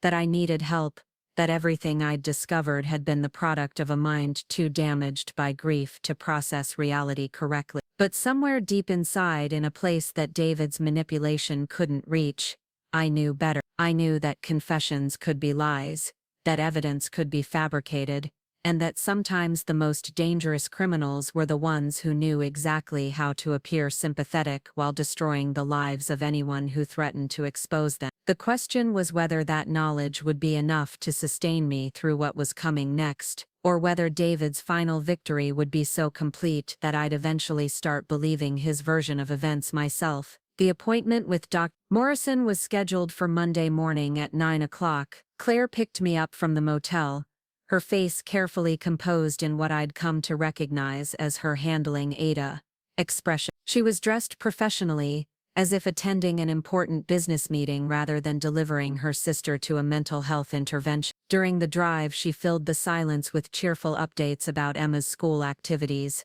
and Ted's latest promotion, carefully avoiding any mention of David's confession or my investigation. It was as if the past month had been erased, replaced by the comforting fiction that we were dealing with nothing more serious than a grieving daughter who needed professional guidance to process her loss. Dr. Morrison's office was in a medical complex downtown, all glass and steel and contemporary furniture designed to project calm competence. The waiting room featured abstract art and soft music, the kind of environment where people came to discuss their problems in measured, therapeutic language. Claire insisted on accompanying me into the appointment, positioning herself as my concerned advocate rather than the family member who'd orchestrated my presence there. Morrison was a kind-looking man in his 50s with graying hair and the sort of gentle demeanor that probably made most patients feel immediately comfortable. He spent the first 20 minutes taking a detailed history,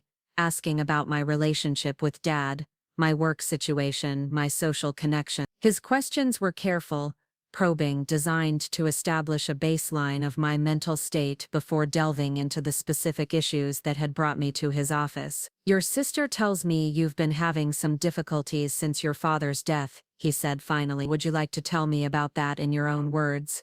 I looked at Claire, who was sitting beside me with an expression of supportive concern, then back at Dr. Morrison. This was my moment of decision. I could tell him the truth about what I'd discovered, about David's manipulation, about my family's refusal to listen to legitimate concerns, or I could give him the version they wanted to hear, the one that cast me as a grief-stricken daughter who'd lost touch with reality. "I've been having trouble accepting my father's death," I said slowly, choosing my words carefully. "I think I've been looking for explanations where none exist, seeing patterns that aren't really there." Dr. Morrison nodded encouragingly. "That's a very common response to loss, especially when the death feels sudden or unexpected. Can you give me some specific examples of these patterns you've been seeing?" I told him about the financial discrepancies, but I framed them as misunderstandings rather than evidence of criminal activity. I mentioned hiring Rita, but I described it as an expensive mistake rather than a legitimate investigation. I even talked about my confrontation with David,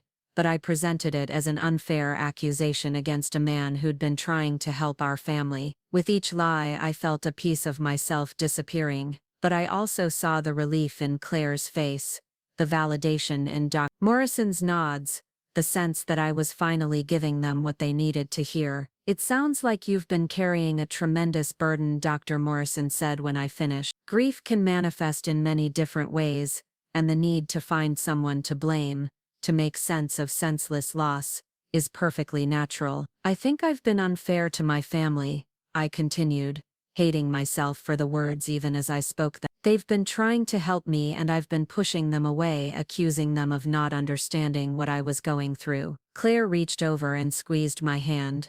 "We just want you to be okay, Ada. We want you to be able to move forward without being haunted by these conspiracy theories." Dr. Morrison prescribed a mild antidepressant and suggested weekly therapy sessions to help me process my grief in a healthier way. He also recommended that I consider moving out of Dad's house, finding a living situation that wasn't so closely tied to my memories of him. As we left his office, Claire was practically glowing with satisfaction. Her intervention had worked.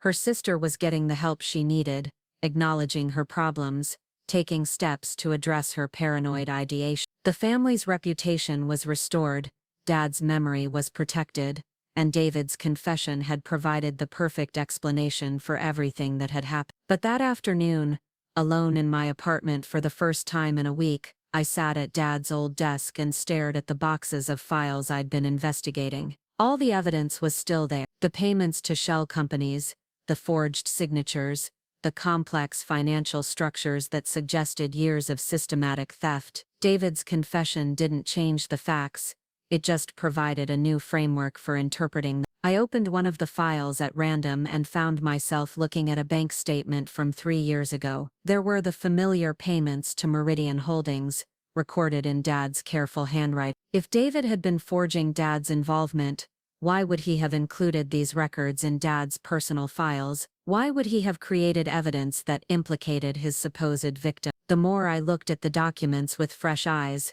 the more convinced I became that David's confession was just another layer of deception. He wasn't protecting Dad's reputation out of respect for the dead.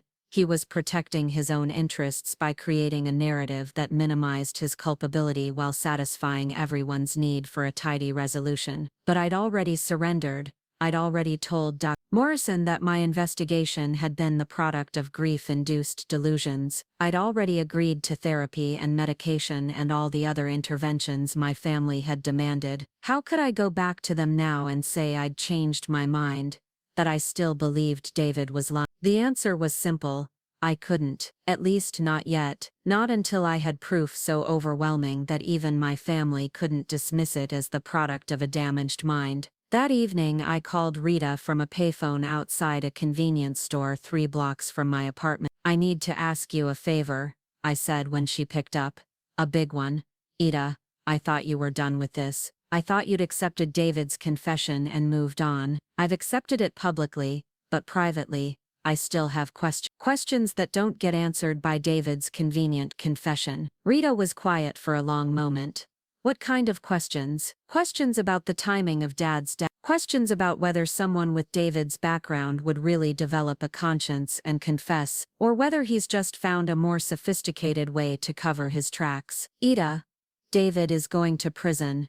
He's admitted to stealing money from your father's clients. What more do you want? I want to know if he killed my father. I want to know if the cancer that supposedly took Dad so quickly was really cancer at all. Another long pause. That's a very serious accusation. It's a serious question. David has a history of targeting elderly business owners who discover his theft. He's manipulative enough to turn my entire family against me while confessing to crimes in a way that makes him look sympathetic. And he's arrogant enough to think he can control every aspect of this narrative. What are you asking me to do? I'm asking you to keep investigating quietly, privately, without my family's knowledge. I'll pay your fees, even if it takes months, but I need to know the truth about how my father died. Rita sighed.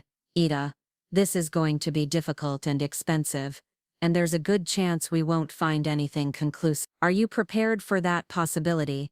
I'm prepared for whatever we find, but I can't move on with my life, can't accept David's version of events, until I know for certain that my father's death was natural. All right, but we do this my way, completely underground. If your family finds out you're still investigating, it will undermine everything you've accomplished with Dr. Morrison. After we hung up, I walked back to my apartment, feeling something I hadn't experienced in weeks.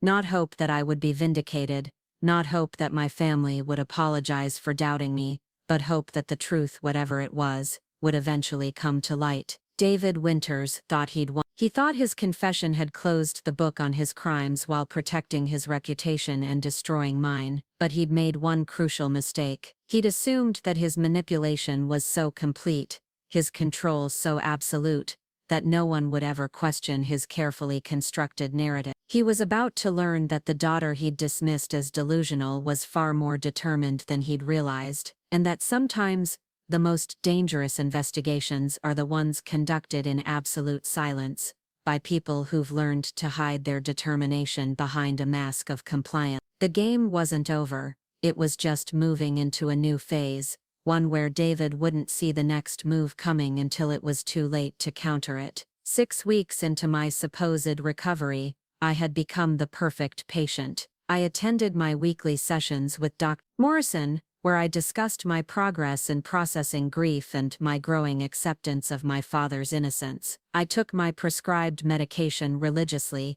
reporting to Claire that it was helping me think more clearly and feel less anxious about things I couldn't control. I even started attending a grief support group that met Thursday evenings at the community center, sharing carefully edited stories about learning to let go of the need to find someone to blame for my loss. To everyone watching, Ida Foster was healing. She was moving through the predictable stages of recovery, acknowledging her mistakes, and rebuilding the relationships that her paranoid episode had damaged. Claire had started inviting me to family dinners again. Marcus called every Sunday to check on my progress. Even Miss Chain, my landlord, commented on how much better I seemed, how the haunted look had finally disappeared from my eyes. What they didn't see was the second investigation, the one I conducted in absolute secrecy while maintaining the perfect facade of mental health recovery. Rita and I had developed an elaborate system of communication that left no digital trail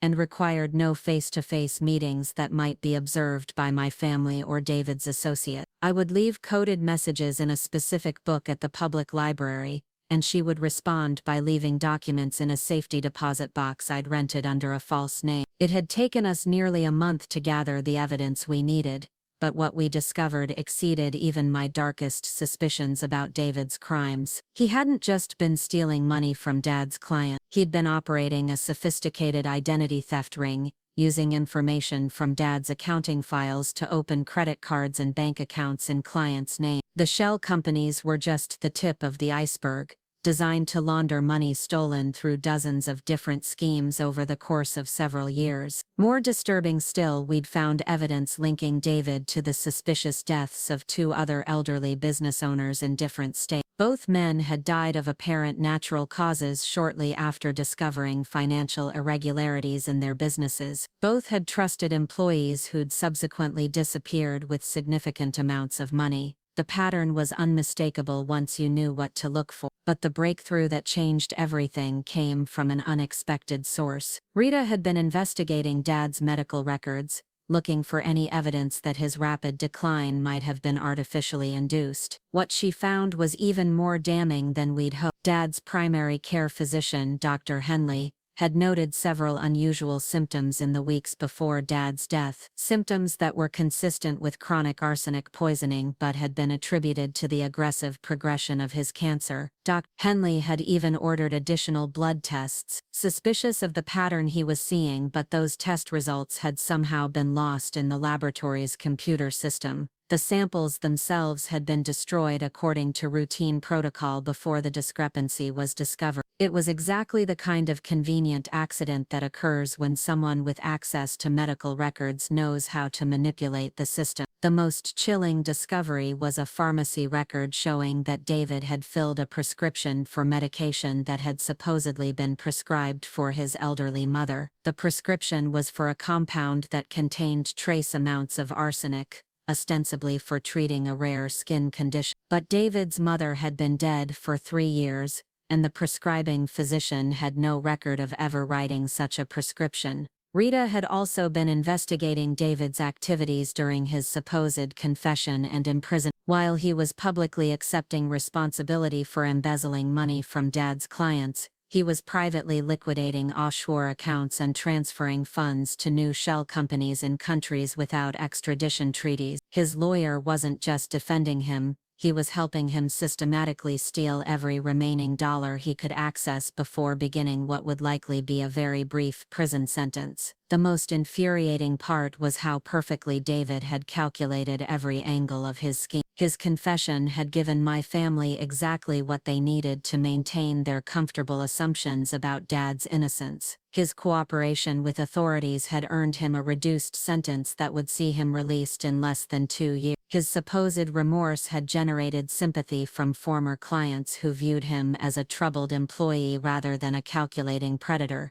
Meanwhile, I was trapped in a prison of my own making. Every therapy session, every family dinner, every casual conversation required me to maintain the fiction that I'd been delusional. I had to nod sympathetically when Claire talked about how difficult it must have been for David to finally confess his crime. I had to agree with Marcus when he said David's cooperation showed that he still had some decency left in him. The strain of living this double life was enormous. Some days I felt like I was losing my mind for real, not from grief-induced paranoia but from the constant effort of pretending to be someone I wasn't. I would sit in Dr. Morrison's office discussing my progress in accepting reality while knowing that the reality he was helping me accept was built on lies and manipulation. But I also felt something else growing inside me during those weeks of secret investigation. Not just anger at David's crimes or frustration with my family's blindness, but a cold, calculating determination that surprised me with its intensity. David had underestimated me completely. He'd assumed that his manipulation was so thorough, his control so absolute, that I would never be able to challenge his narrative effectively. He was wrong.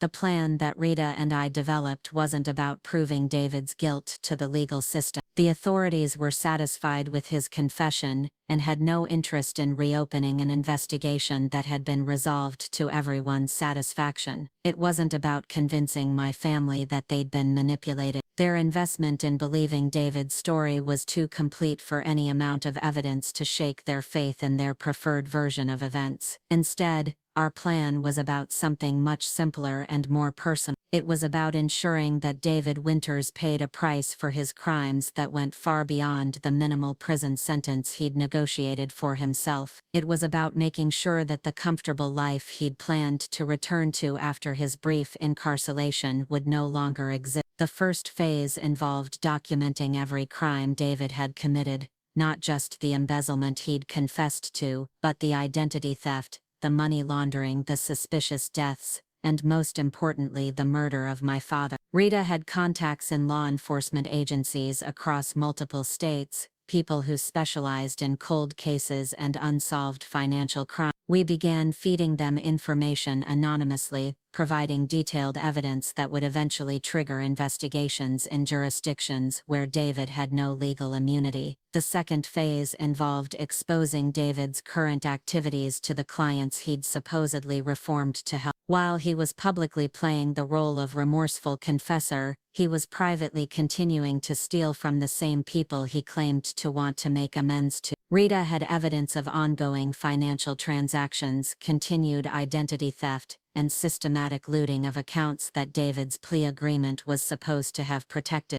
But the third phase was the most satisfying, because it targeted the thing David valued most, his carefully constructed public image. He'd spent months positioning himself as a troubled but ultimately repentant criminal, someone who'd made mistakes but was trying to do the right thing. His reduced sentence, his sympathetic media coverage, even his relationship with my family, all of it depended on maintaining the fiction that he was fundamentally a good person who'd lost his way. Rita had assembled a comprehensive dossier of David's real criminal history, his pattern of targeting elderly victims, his connections to other suspicious deaths, and most damning of all, evidence of his ongoing crimes even while supposedly cooperating with authorities. The plan was to release this information strategically, timing it to cause maximum damage to David's reputation and legal position. We would start with anonymous tips to investigative journalists who specialized in white-collar crime. Then we'd provide information to law enforcement agencies in states where David had operated previously. Finally, we'd ensure that his current victims, the clients who still trusted him despite his confession, learned the truth about the man they were dealing with. The beauty of the plan was that it required no dramatic confrontations, no risky direct contact with David, and no evidence that could be traced back to me. Rita had been meticulous about maintaining plausible deniability, ensuring that when David's world began collapsing around him, there would be no way for him to prove that his supposed victims were orchestrating his downfall. But there was one final element to our strategy, one that I'd insisted on despite Rita's concerns about the risk involved. I wanted David to know, when his carefully constructed lies finally unraveled, that I had been the one to expose him. I wanted him to understand that the grieving daughter he'd dismissed as delusional had been the architect of his destruction. Rita had argued against this element, pointing out that it served no practical purpose and potentially exposed me to retaliation. But for me, it wasn't about practicality. It was about justice. David had stolen my father's life, my family's trust, and my own sense of reality. He'd turned the people I loved against me and forced me to live a lie for months while he profited from his crimes. He deserved to know that his victim had refused to stay victimized. The execution of our plan began on a Tuesday morning in late November, exactly 3 months after David's confession. The first anonymous tip went to an investigative reporter at the state newspaper, a woman named Jessica Wu who'd built her career exposing financial crimes that the authorities preferred to ignore. Rita had chosen her carefully, knowing that Wu had both the resources and the tenacity to pursue a complex story even when powerful people wanted it buried. The information we provided Wu included bank records showing David's ongoing theft from client accounts, documentation of his identity theft operations, and evidence linking him to similar crimes in other states. Most importantly, we gave her the medical evidence suggesting that my father had been murdered, along with information about other suspicious deaths connected to David's previous employer. Wu's initial story ran 3 days later, under the headline "Confessed Embezzler Continued Crimes While Cooperating with Authority." It was devastating in its clinical detail, methodically dismantling David's image as a repentant criminal and exposing him as an ongoing predator who'd used his confession as cover for expanded operations. The reaction was immediate and explosive. Clients who'd been prepared to forgive David's initial crimes were outraged to learn they'd continued being victimized, even after his supposed cooperation with authorities. The prosecutor who'd negotiated his plea agreement, faced harsh criticism for failing to monitor his activities adequately. Even the judge who'd accepted his guilty plea issued a statement, expressing concern about the allegations of ongoing criminal behavior, but it was David's reaction that satisfied me most. Within hours of Wu's story being published, he was calling everyone he could think of, desperately trying to identify the source of the leaked information. He contacted his lawyer, demanding to know how confidential details of his case had become public. He even called Claire, asking if she knew anything about who might have access to Dad's business records. Claire called me that evening, her voice tight with confusion and anger. "Ada, have you seen the news about David?" "What news?" I asked, though I'd been refreshing the newspaper's website every few minutes since Wu's story had gone live. "There's a story claiming he's been continuing to steal money even after he confessed. It says he might have been involved in other crimes, even other deaths." "That's terrible," I said, working to keep my voice neutral. "But I'm sure there's an explanation. Newspaper stories aren't always accurate. But what if they are accurate? What if David has been lying to us about everything?" For a moment I was tempted to tell her the truth, to explain that I'd never stopped investigating, that everything in Wu's story was documented fact, that David had been manipulating our family from the beginning, but I held back, knowing that premature revelation would only undermine the larger plan. "I don't know what to think," I said instead. "I suppose we'll have to wait and see what the authorities determine. This is so confusing. David has been so helpful to our family, so supportive during your difficult period. It's hard to believe he could have been deceiving us all along." "Sometimes people aren't who we think they are," I said, and the irony of the statement wasn't lost on me. My family had spent months believing I wasn't who they thought I was, while defending a man who was exactly the opposite of what he appeared to be. The second wave of exposure came a week later, when Wu published a follow-up story focusing specifically on the suspicious deaths connected to David's previous employer. She'd been given access to medical records, police reports, and financial documents that painted a clear picture of a serial killer who used his positions of trust to identify vulnerable victims. The story included extensive details about my father's case, including the missing blood test results and the pharmacy records showing David's fraudulent prescription. For the first time, the possibility that Dad had been murdered was being discussed publicly, with medical experts explaining how arsenic poisoning could mimic the symptoms of aggressive cancer. This story had an even more dramatic impact than the first. The police departments in 3 different states announced they were reopening investigations into deaths that had previously been ruled natural. The FBI indicated they were reviewing David's case for possible federal charges related to interstate criminal activity. Most importantly, the prosecutor who'd negotiated David's plea agreement announced that new charges were being considered based on evidence of ongoing criminal behavior. David's carefully constructed world was collapsing with stunning speed. His lawyer issued statements denying all the new allegations, but the evidence was too overwhelming for simple denial to be effective. Former clients were coming forward with stories of continued victimization. Medical experts were explaining how the symptoms attributed to natural causes could actually indicate deliberate poisoning. But the most satisfying moment came when David himself finally understood what was happening to him. Rita had maintained surveillance on his activities, and she reported that he'd become increasingly paranoid, convinced that someone was systematically destroying his life. He'd hired a private investigator of his own, trying to identify who had access to the information being leaked to the media. His desperation reached its peak when he made a crucial mistake. Unable to determine the source of the leaks through investigation, he decided to reach out directly to the person he considered most likely to have access to the relevant information. He called me. I was at home on a Sunday evening, watching television, and mentally preparing for another week of pretending to be grateful for my family's support, when my phone rang. The caller ID showed a number I didn't recognize, but something about the pattern of digits looked familiar. "Hello?" I answered. "Ada, it's David Winters. I need to talk to you." His voice was different than I remembered, less confident, more strained. The man who'd sat in my living room, making subtle threats just a few months earlier, now sounded desperate and frightened. "David, I'm surprised to hear from you. I thought you were dealing with legal issues." "I am," and that's what I need to talk to you about. Someone has been feeding information to that reporter, Jessica Wu. Information that could only have come from your father's business record. I'm not sure I understand what you're suggesting. I'm suggesting that someone with access to those records has been trying to destroy my reputation and derail my cooperation with authorities. Someone who doesn't want me to be able to move forward with my life after I've paid for my mistake. The audacity was breathtaking. Even now, facing exposure of his real crimes, David was trying to position himself as the victim. He was actually calling me, the daughter of the man he'd murdered, to complain that someone was being unfair to him. David,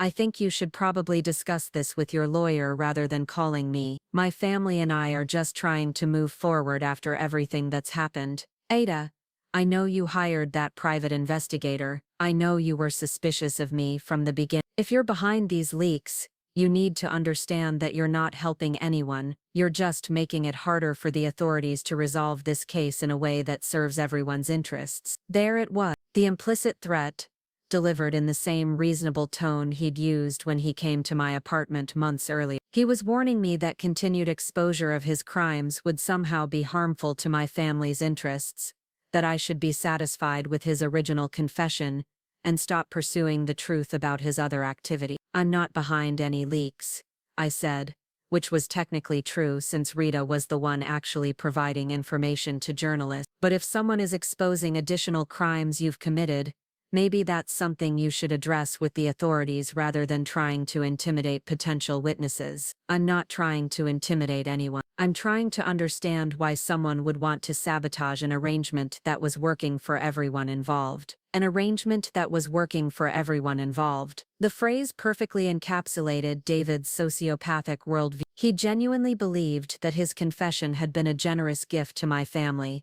allowing us to maintain our illusions about Dad's innocence, while he served a minimal sentence for his crime. The idea that his victims might want actual justice rather than convenient closure was apparently incomprehensible to him. I think this conversation is over, David. If you contact me again, I'll be reporting it to the police. Ada, wait, I think you need to understand something about your father's involvement in our business arrangements. There are things you don't know, things that might change how you feel about pursuing this investigation. The desperation in his voice was unmistakable now. He was threatening to expose Dad's supposed complicity in his crimes, trying to use my love for my father as leverage to stop the exposure of his real activities. My father is dead, Dave. Whatever you think you can threaten me with regarding his reputation doesn't matter to me as much as ensuring that his killer faces justice. The silence that followed was long enough that I thought he might have hung up. When he finally spoke,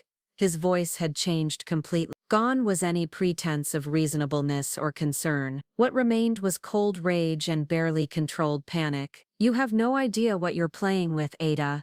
No idea what kind of forces you've set in motion. This isn't going to end the way you think it is. Actually, David, I think it's going to end exactly the way I think it is. You're going to prison for a very long time for all of your crimes, not just the ones you confessed to. The people you've hurt are going to get justice, and the people you've manipulated are going to learn the truth about who you really are. We'll see about that. The line went dead, and I sat in my living room, holding the phone, finally feeling something I hadn't experienced in months. Not just satisfaction or vindication, but genuine peace. David Winters had revealed himself completely in that conversation, dropping any pretense of being a reformed criminal, and showing the calculating predator he'd always been. But more importantly, he now knew that I had been the architect of his downfall. He understood that the grieving daughter he'd dismissed as delusional had been systematically destroying his life while maintaining the perfect facade of mental health recovery. He realized that every therapy session I'd attended, every family dinner where I'd appeared grateful for their support, every moment when I'd seemed to accept his version of events, had been part of a larger strategy to expose his crimes without revealing my involvement. The next morning, Rita called with news that exceeded even our most optimistic projections. David tried to flee the country last night, she said without preamble. Airport security detained him at JFK with a passport in a false name and over $200,000 in cash. He ran, and in doing so, he basically confirmed every allegation in Wu's stories. No innocent man who's cooperating with authorities tries to flee to a non-extradition country with a suitcase full of cash. What happens now? Now the authorities have to acknowledge what we've been documenting for months. David Winters isn't a reformed embezzler who made mistakes. He's a career criminal who's been operating sophisticated theft and murder schemes for years. His original plea agreement is void.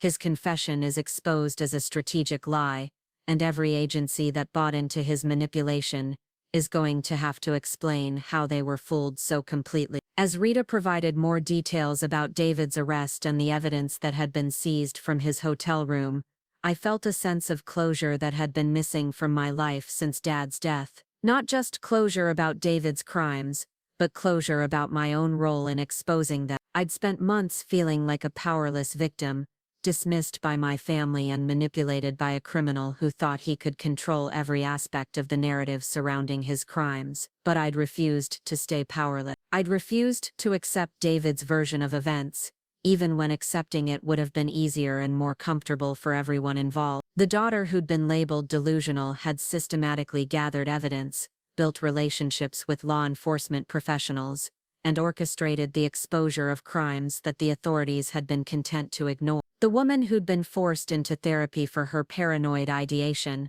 had been the only person brave enough to pursue justice when everyone else was satisfied with convenient lies. David Winters had underestimated me completely. He'd assumed that his manipulation was so sophisticated, his control so absolute, that I would never be able to challenge his carefully constructed narrative. He'd been wrong about everything, except one crucial detail. I really had been seeing an imaginary friend, someone who existed only in my mind, someone no one else could see or understand. That friend was the version of myself who refused to be silenced, who insisted on asking difficult questions even when no one wanted to hear the answers. And now, finally, my family was about to meet her. The family meeting was called for the following Thursday. Claire's voice on the phone was different this time, stripped of the patronizing concern that had characterized our conversations for months. She sounded confused, uncertain, maybe even a little frightened. The comfortable narrative that had sustained them through David's confession was crumbling,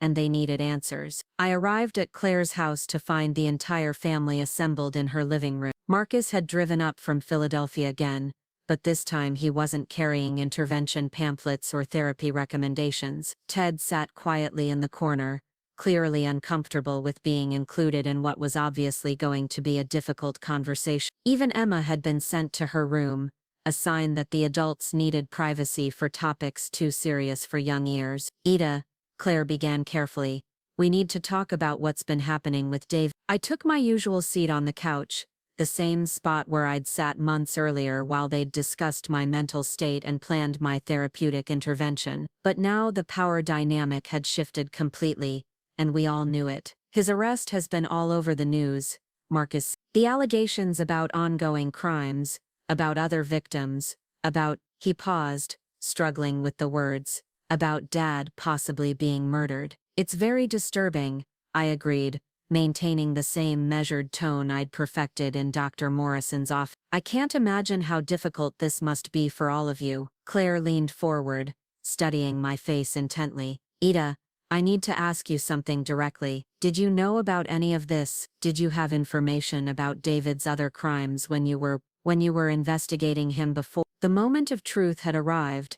I could continue the charade, pretend that I was as shocked as they were by the revelations about David's criminal history, or I could finally tell them exactly what I'd discovered and how I'd discovered it. Yes, I said simply. I knew about most of. The silence that followed was deafening. Claire's face went through a series of expressions, confusion, realization, and something that might have been shame. You knew, Marcus repeated slowly. You knew about the identity theft, the money laundering, the other victim. Rita and I uncovered evidence of all of it during our initial investigation. The confession David made was just a small fraction of his actual crimes. Rita, Claire said, your private investigator, the one we thought was feeding into your delusion. Rita Blackwood is one of the most respected financial investigators in the state. Everything she found was documented, verified, and legally admissible. The only reason it took so long to become public was that David's confession satisfied the authorities enough that they weren't interested in digging deeper. Marcus ran his hands through his hair,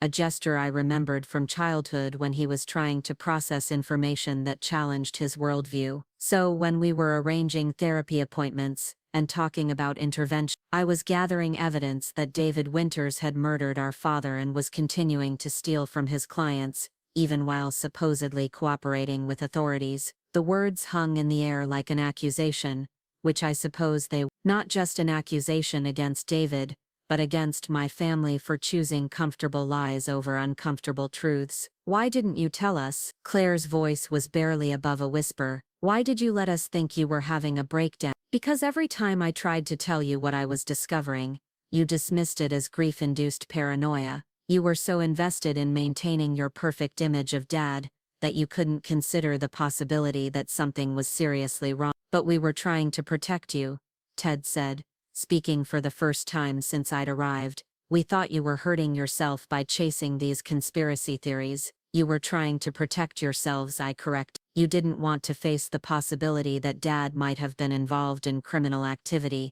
so you convinced yourselves that I was the problem. Claire stood up abruptly and walked to the window, staring out at her perfectly manicured lawn. David called me last week, she said without turning around. He was asking questions about who might have access to Dad's business records. He seemed desperate. He called me too. He was trying to figure out who was exposing his crimes, and how to stop them. Were you, Marcus asked, were you the one providing information to that reporter? Rita and I provided evidence to several journalists and law enforcement agencies. David's arrest was the result of a comprehensive investigation that documented years of criminal activity. Claire turned back from the window and I could see tears in her eyes. So while we were worried about your mental health, you were actually solving Dad's murder. I was trying to get justice for Dad and his client. The mental health concerns were a convenient way for David to discredit my investigation and turn you against me. He manipulated us, Marcus said, the realization hitting him with visible force. He made us think you were the threat when he was the one who. He made you think I was delusional so you'd dismiss anything I tried to tell you about his crimes. It's a common tactic among sophisticated criminals. Isolate potential witnesses by convincing their support systems that they're unreliable. The room fell quiet again as my family processed the full scope of what had happened. They'd spent months worried about my mental state while I'd been methodically exposing the man who'd killed their father. They'd arranged interventions and therapy sessions, while I'd been gathering evidence that would send David to prison for the rest of his life. I owe you an apology, Claire said finally. We all do. We should have listened to you from the beginning. You should have trusted me, I replied. You should have given me the benefit of the doubt instead of assuming I was too damaged by grief to see reality clearly. How do we fix this? Marcus asked. How do we rebuild the trust we destroyed? I looked around the room at my family, these people who'd known me my entire life, but had been so quick to believe I was mentally unstable rather than face uncomfortable truths about their father. You start by accepting that I'm not the fragile, grief-stricken woman you thought I was. You acknowledge that I'm capable of handling difficult information and making sound judgments about complex situations, and you stop trying to protect me from reality, I continued. Stop making decisions about what I can and can't handle. Stop assuming that your perception of events is more accurate than mine. Claire nodded slowly. What happens now, with David, with the legal case, with everything? David will go to prison for a very long time. The evidence against him is overwhelming, and his attempt to flee the country destroyed any remaining credibility he had with the authorities. And Dad? Marcus asked quietly. What about Dad's involvement in all this? Dad was a victim, not a conspirator. David manipulated him just like he manipulated all of you. The difference is that when Dad started asking questions, David killed him. The finality of those words seemed to settle something for all of. Dad's reputation was restored, not through willful blindness to evidence of wrongdoing, but through careful investigation that separated fact from fiction. There's something else you need to understand, I said as I prepared to leave. I didn't expose David's crimes to prove that I was right and you were wrong. I did it because justice mattered more than family harmony. As I drove home that evening, I felt a sense of peace that had been missing from my life for nearly a year. Not just because David's crimes had been exposed or because my family finally understood what had really happened, but because I'd proven something important to myself. I'd learned that I could trust my own perceptions, even when everyone around me insisted they were wrong. I'd discovered that I could pursue truth, even when it was uncomfortable and inconvenient for the people I loved, and I'd found the strength to maintain my integrity, even when it would have been easier to accept comfortable lies. My family had whispered about my imaginary friend, the invisible companion, who saw things they couldn't see, and knew things they didn't want to know. They'd been right about one thing: she was imaginary in the sense that she existed only in my mind, invisible to everyone else. But she was also the strongest, most determined version of myself, the part of me that refused to be silenced, or dismissed, or convinced that my perceptions were unreliable, the part that insisted on asking difficult questions, even when no one wanted to hear the answer. David Winters had underestimated her completely. My family had tried to medicate her away, but she'd been there all along, gathering evidence, building cases, and ensuring that truth ultimately prevailed over convenience. Now they'd finally met her, and they understood that she wasn't imaginary at all. She was just the version of Ada Foster who refused to let criminals control the narrative of her own life. Up next, you've got 2 more standout stories right on your screen. If this one hit the mark, you won't want to pass these up. Just click and check them out.